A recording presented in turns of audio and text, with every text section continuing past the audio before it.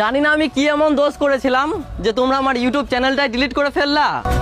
একটা ছেলে সব জায়গা থেকে হেরে যাওয়ার পর সোশ্যাল মিডিয়াতে একটু জায়গা করার চেষ্টা করছিল, আর তোমরা তাকে বেড়ে ওঠার আগেই কেটে ফেললা।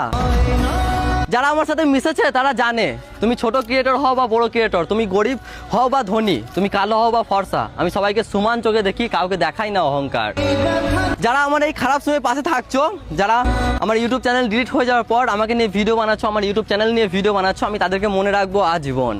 ঈশান ভাইকে নিয়ে যারা যারা ভিডিও বানিয়েছে সবার ভিডিও ভাইরাল হয়েছে। তুমি ঘরে বসে বসে কি দেখছো?